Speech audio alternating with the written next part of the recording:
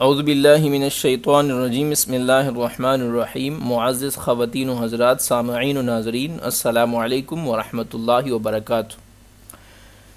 سامعین قدر، آج کا ہمارا موضوع گفتگو معاشرتی اعتبار سے انتہائی اہم ہے، اور وہ یہ ہے کہ ہنسی مذاق اور شرارت میں دی گئی تکلیف کا کیا حکم ہے۔ چونکہ آج کل مذاق اور شرارت کے نام پر لوگوں کو اور پرینکس کے نام پر لوگوں کو تکلیف پہنچائی جاتی ہے۔ سامعین قدر، دین اسلام فطری دین ہے، فطرت کے عین مطابق ہے، جس نے انسان کی فطری خواہش کے عین مطابق حدود و قیود کے ساتھ ہنسی مزاح کی اجازت دی ہے۔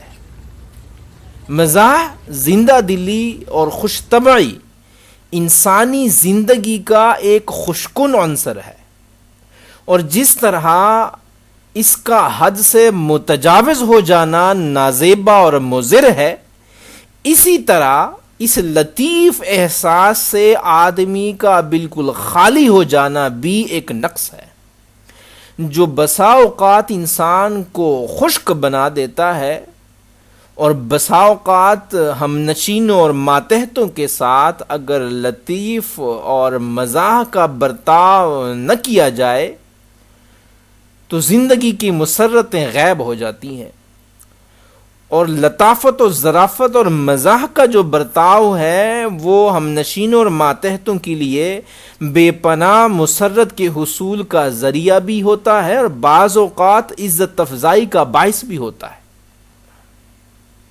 مزاح انسانی فطرت کا لازمہ ہے، اور اس کے جواز پر بے شمار دلائل موجود ہیں۔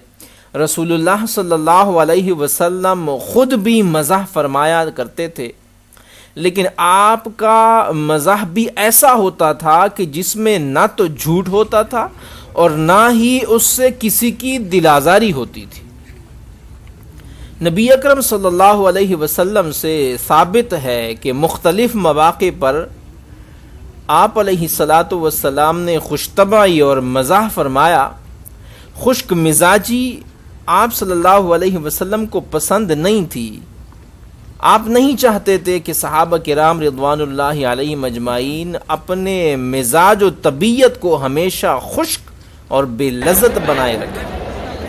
اس لیے رسول اللہ صلی اللہ علیہ وسلم کبھی کبھار اپنے جان نثاروں اور نیاز مندوں سے مزاح فرمایا کرتے تھے، اور یہ ان کے ساتھ آپ کی نہایت لذت بخش شفقت ہوتی تھی۔ لیکن آپ صلی اللہ علیہ وسلم کا مزاح بھی نہایت لطیف اور حکیمانہ ہوتا تھا۔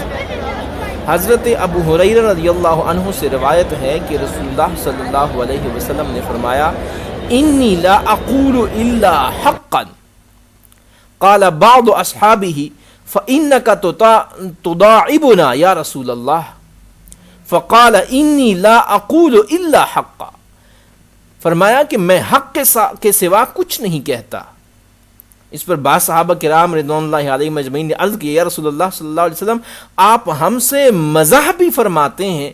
تو آپ صلی اللہ علیہ وسلم نے فرمایا، میں مزاح بھی حق بات ہی کہتا ہوں۔ اس حدیث کو امام احمد بن حنبل نے اپنے مسند میں روایت کیا ہے۔ سامعین قدر، سوال مزاح کے جواز اور عدم جواز سے متعلق نہیں ہے، بلکہ اس کی حدود کے متعلق ہے۔ اس کی حدود کے بارے میں جاننا آج کی ہماری معاشرتی حالت کا ایک انتہائی اہم تقاضا ہے۔ قرآن مجید میں اللہ تعالی کا ارشاد ہے، اعوذ باللہ من الشیطان الرجیم، یا ایہا الذین آمنوا لا یسخر قوم من قوم عسى ان یکونوا خیرا منہم ولا نساء من نساء عسى ان یکن خیرا منہن ولا تلمزوا انفسکم ولا تنابزوا بالالقاب بئس الاسم الفسوق بعد الایمان ولم یتب فاولئک هم الظالمون، کہ اے ایمان والو کوئی قوم کسی قوم کا مذاق نہ اڑائے. ممکن ہے وہ لوگ ان تمسخر کرنے والوں سے بہتر ہوں، اور نہ عورتیں دوسری عورتوں کا مذاق اڑائیں. ممکن ہے وہی عورتیں ان مذاق اڑانے والی عورتوں سے بہتر ہوں. اور نہ آپس میں طعنہ زنی، الزام تراشی کیا کرو، اور نہ ایک دوسرے کے برے نام رکھا کرو.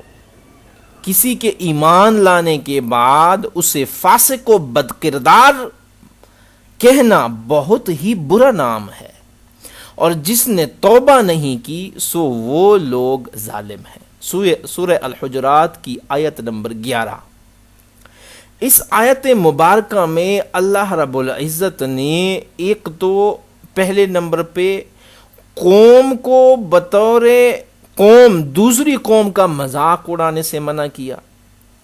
پھر عورتوں میں چونکہ اس طرح کی زبانی بیماریاں عام ہوتی ہیں، ان کی زبان غیبت اور اس طرح کے جو رذائل اخلاق ہیں ان میں زیادہ تر ملوث دیکھی جاتی ہے، تو ان کو بھی منع کیا ہے کہ عورتیں دوسری عورتوں کا مذاق نہ اڑائیں. ممکن ہے وہ عورتیں اللہ کی نظر میں وہ مذاق اڑانے والوں سے زیادہ بہتر ہوں.